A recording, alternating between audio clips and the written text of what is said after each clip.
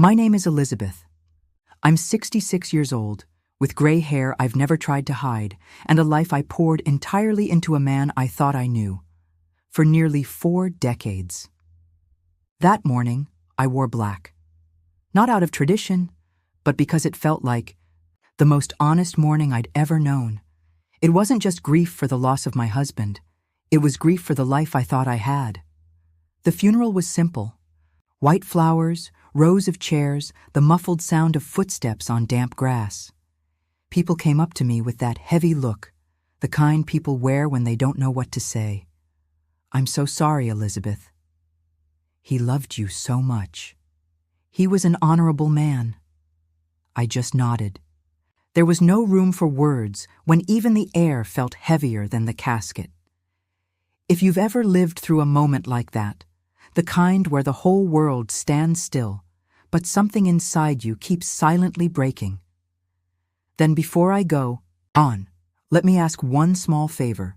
Subscribe to the channel. Stay with me until the end of this story, because sometimes what we need most is to hear that we weren't the only ones betrayed by someone who said they loved us. As the final prayers were being said, my eyes scanned the faces around me. Family, co-workers, a few neighbors. And then I saw her. A woman standing across the way, wearing a navy blue dress and holding a white handkerchief. Her eyes were red, her lips trembling. She didn't look at me. Her eyes were fixed on the casket, as if her grief was personal, untouchable. Next to her stood 2 children, a boy, maybe 9, a girl a little older, both crying. And that's when I felt a chill rush through my body, not from sorrow, but from a gut feeling that cut deeper than any loss. Who was that woman? And why was she crying like she had just lost the same man I did? I was raised to trust my instincts, and that morning they were screaming inside me, even as everyone around spoke in hushed tones.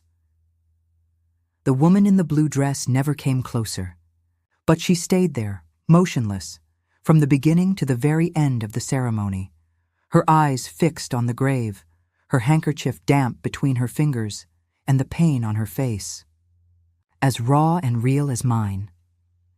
At one point, she whispered something to the children. The boy wiped his face, and the girl, she squeezed the woman's hand tightly, and that was the moment something broke inside me, because this wasn't just ordinary grief. It was intimate grief, the kind only someone who loves, or believes they love, can feel. No matter how much I tried to reason it away, something didn't add up. "Mom, who is that woman?" I heard my niece whisper beside me.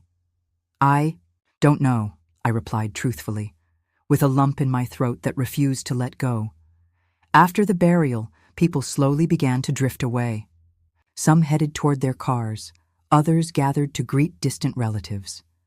But she stayed, still standing there, eyes brimming with tears, her soul laid bare. Then, for less than 3 seconds, our eyes met, and in that brief moment, I felt everything. I felt that she knew me, and I felt her looking at me, with guilt. There was no arrogance in her face, no hostility. There was something far worse, pity, and I knew. Before anyone told me, I knew. She wasn't a co-worker. She wasn't an old flame. She wasn't some sentimental neighbor. She was someone who had loved him. And for reasons I didn't yet understand, she was mourning him with the same right I thought was mine alone. After the funeral, the house was full. Plates of food I didn't touch. People speaking in low voices around every corner, phrases like, "He was such a good man," and "He'll be missed," repeated like hollow mantras. I just smiled politely, the kind of smile you give when your body is present, but your soul is somewhere else entirely. It was in the middle of that quiet chaos that I overheard something. 2 voices out on the porch. A quick, whispered conversation, like they didn't want anyone to hear. "Did you see Marta and the kids?" said one of my husband's cousins, unaware that I was just a few feet away behind a half-open door. I saw them. They looked devastated. I don't think Elizabeth knew, did she? Of course not. That was heavy. But they knew about him. And he visited often. I think he even had a house for them. The glass I was holding slipped from my hand and landed on the rug. It didn't break. It didn't even make a sound. But inside me, something shattered with a crash.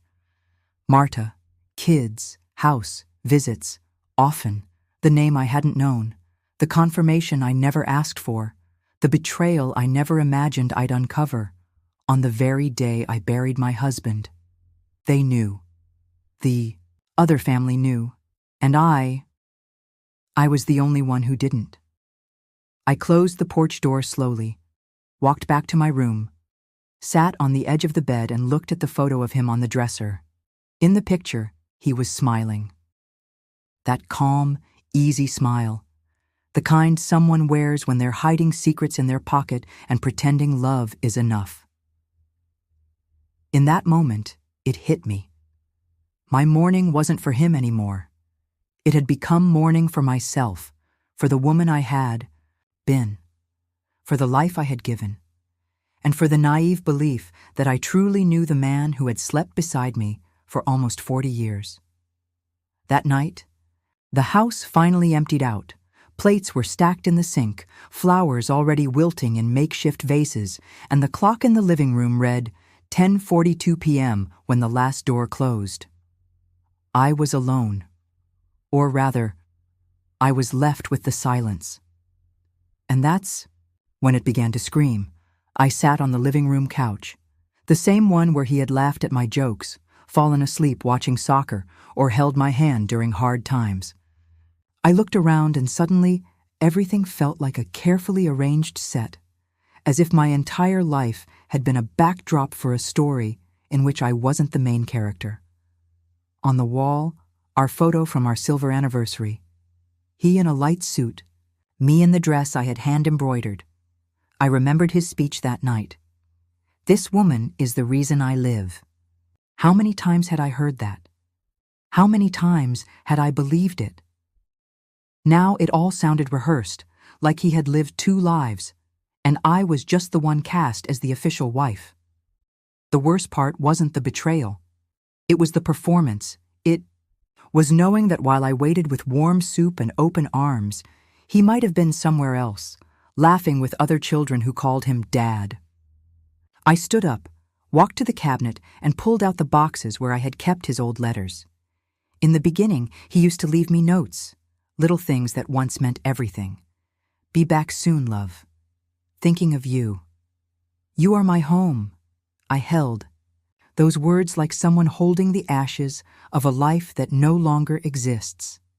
And for the first time since the funeral, I cried. Not for his death, but for the death of my truth. That night, in the stillness of the early morning, I understood something no one ever teaches us.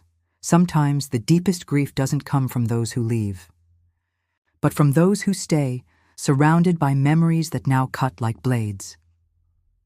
2 days after the funeral, I got a call from the family lawyer. Mrs. Elizabeth, Mr. Raymond left formal instructions in his will. I would like you to be present for the reading along with the other parties involved. Other parties. Those words echoed in my mind as I hung up the phone. I already knew. No one needed to say it. They would be there. The other family. On the appointed morning, I wore a gray blouse, pulled my hair into a neat bun, and held my purse tightly, not as an accessory, but as a shield. I walked to the office with steady steps, even though the floor felt like it could crack beneath me. The place was clean, cold. The secretary led me into a small room where 2 faces were already seated. Faces I hadn't known days before, but which now haunted every corner of my mind. Marta and the children. She looked at me with a mixture of shame and exhaustion. She tried to smile but held back. The children stayed silent. They were just kids. Victims, too. The lawyer walked in carrying a leather folder and a face trained to remain unreadable. He sat down, arranged his papers, cleared his throat, and began to read. I, Raymond H. Davis, being of sound mind and body, declare this to be my legal last will and testament. The words that followed felt like watching a movie. Investment. Portfolios, properties, a country house, bank accounts, a substantial life insurance policy. And then, I leave in full to my lawful wife, Elizabeth Rose Davis, all my assets, properties, and financial holdings. No clause of division or donation shall be valid without her express consent. Silence. A silence so thick it was almost tangible. Marta lowered her gaze. The younger child looked at her as if searching for answers. I remained seated, still, surprised, but at peace. He had betrayed me. He had hidden an entire life. But in the end, he left everything to me, an inheritance that couldn't erase the pain. But now it was in my hands, and I would decide what to do with it. And if it were you, what would your choice be? Tell me in the comments, and don't forget to subscribe to the channel to hear more stories like this one. I went home in silence. In my purse were the papers that made me the legal owner of everything my husband had built, including the second house, the one he kept for Marta and her children. Everything was now in my name, my control, my choice. But there was no satisfaction. The truth is, I had expected less, or maybe I wanted less, because inheriting everything from someone who betrayed you isn't a victory, it's a sentence. For days, I stared at those documents with a mix of disbelief and discomfort. They felt heavy, like they carried not just the weight of his absence, but also the burden of everything he had hidden. The lawyer had been clear. I had every legal right to reclaim the house where Marta and the children lived. I could sell it, evict them, do whatever I wanted. There was no clause, no request, no hidden letter asking for mercy. But what do you do when the law is on your side, but your heart is still in pieces? I spent sleepless nights turning it all over, in my mind. How could someone who said he loved me build another life, another home, other children? And at the same time, I found myself wondering, did they know he was married? Did they see him more often than I did? Did they hate me, or were they afraid of me? One afternoon, I left my house and drove to the address of that second home. I needed to see it with my own eyes. It was simple, well cared for. A small garden, children's clothes hanging on a line, and a rope swing tied to a tree. I parked the car and sat there, watching from a distance. Marta stepped out the front door. She saw me, froze. For a moment, our eyes met again, but this time, something was different. This time, I was in control. I turned the car around and left, because at that moment, I didn't yet know what I was going to do. But one thing was certain. I wouldn't do anything without thinking. If he spent years living a lie, then I would spend days in reflection, and only then I would act. She came one late afternoon. The doorbell rang with a timidness that felt almost childlike. When I opened the door, there she was, Marta, her shoulders slumped, eyes cast down, a thin folder in her hands. No makeup, no rehearsed. Excuses, just exhaustion. I didn't know if I should come, she said softly, almost whispering. But I haven't been able to sleep since that day. I motioned for her to come in, not out of kindness, but because I needed to hear. She sat on the edge of the couch like someone afraid of taking up too much space. Her eyes moved slowly around the room, across the photo frames, across the walls of the house that, for so long, had been the official one, the one she was never allowed to enter. I knew about you, she confessed, her voice trembling. From the beginning. He said it was a cold marriage, that you barely spoke, that you were together in name only. I didn't respond. I just listened. At first, I believed him. I thought it was complicated. I thought I was the missing piece.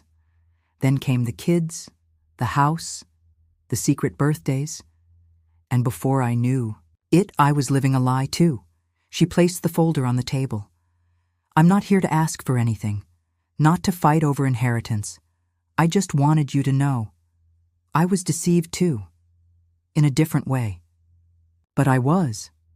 I looked at her, and for the first time, I saw a woman, not a rival, not the other woman, just a woman who had also disappeared inside love.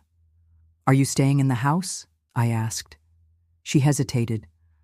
Only until I can get back, on my feet. We have nowhere else to go. The kids still think he's coming back, and I haven't been able to tell them he was living another life. Silence. But for the first time, it wasn't a heavy or hostile silence. It was sad. It was human. I stood up, walked to the window, and stood there for a few moments, remembering the pain, the anger, the shame, and the weight of carrying all that alone. Marta, I began, turning back to her. You're not going to get what he didn't leave, but you won't be treated like trash. She looked up, surprised. I don't know yet what I'll do with the house, but you'll have time and dignity, she cried, not out of victory, but out of relief. In that moment, I understood. Inheriting everything is easy. Choosing what to do with it, that's the real challenge. The following week, I sat alone on the porch with a cup of tea and all the paperwork spread out in front. Of me, house documents, deeds, the will, bank statements, and next to them, a notebook filled with handwritten notes, scribbles, calculations, names. It wasn't just property. It was stories. It was decisions I had to make, not as the betrayed wife, but as the only person left with clarity and power. I replayed every conversation I'd ever had with Raymond. The trips we canceled to save money. The birthdays he claimed he'd miss because of work travel. The excuses I accepted because sometimes love is simply the desire to believe. But now, I saw everything clearly. I picked up the phone and called Marta. Can you come by tomorrow at 10 a.m.? I asked. She hesitated, then agreed. The next morning, she arrived with her hair pulled back and the look of someone bracing for the worst. I didn't say much. I simply slid an envelope across the table. She opened it, read, then looked up, stunned. This is a loan for use. Agreement. No end date. The house remains in my name, but you and the children can keep living there, with dignity, without fear of eviction. She covered her mouth with her hand and began to cry. Why? She asked through tears. After. Everything. Why? I took a deep breath. Because I love myself more than I hate you. Because I've spent my entire life putting myself last. And now, I choose peace. She tried to thank me, but I stood up, walked over to the window, looked outside. You won't see me again. This story ends here, and a new one begins. Mine. She left in silence, and for the first time, I closed the door knowing that no one would cross it again without my permission. The months passed slowly, as if time itself was learning how to move differently, right alongside me. The pain no longer screamed. It only whispered now and then, like a memory that knew it no longer held the same power over me. One autumn afternoon, I opened the box where I kept old letters, notes, and forgotten dreams. Among them, I found a travel brochure with yellowed edges. It was from a travel agency that didn't even exist anymore. On the cover, golden fields and the phrase, "Discover Tuscany, wines, villages, and endless afternoons." I smiled. For so many years, I had dreamed of that trip. I used to tell Raymond about the sunflower fields, the small family-run wineries, the outdoor cafes where you could spend the whole afternoon just watching life go by.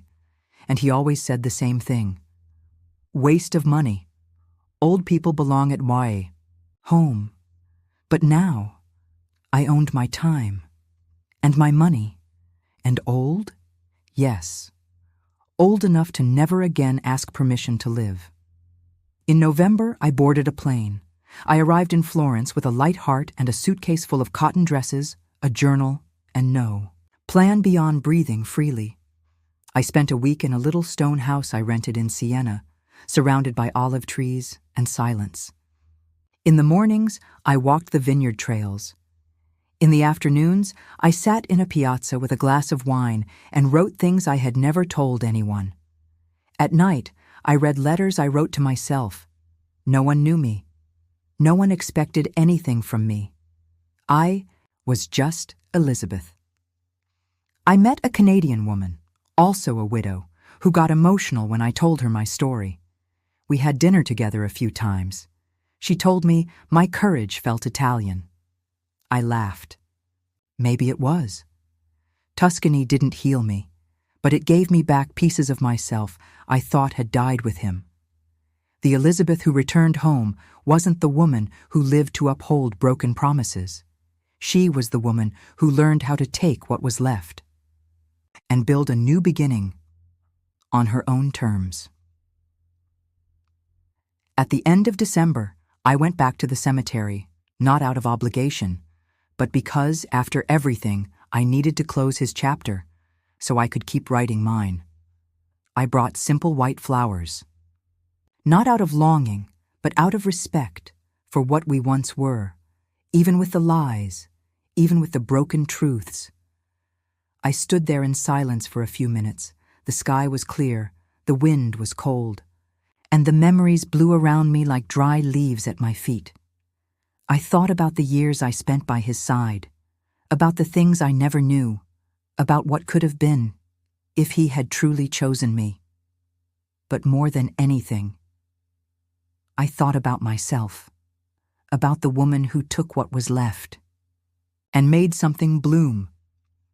I touched the gravestone and whispered, "You never wanted to go to Tuscany because you said spending money on dreams was foolish. Well, guess what? I went, and I lived entire days just for me, not as a wife, not as proof of loyalty, just me."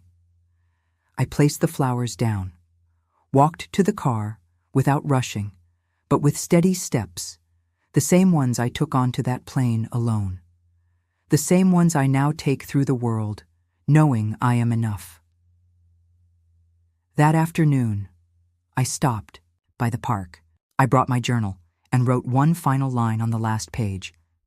I didn't just inherit his assets, I inherited my freedom, and with it, I finally began to live. I didn't cry, I didn't feel guilt, just peace, because his story ended, and mine had finally begun. Now tell me, do you think I did the right thing? What would you have done in my place? If this story touched your heart, like, comment, and subscribe to the channel. Your support helps us keep telling the stories of real women, strong, human, and unforgettable. New stories every day, because every woman deserves to be the main character of her own life.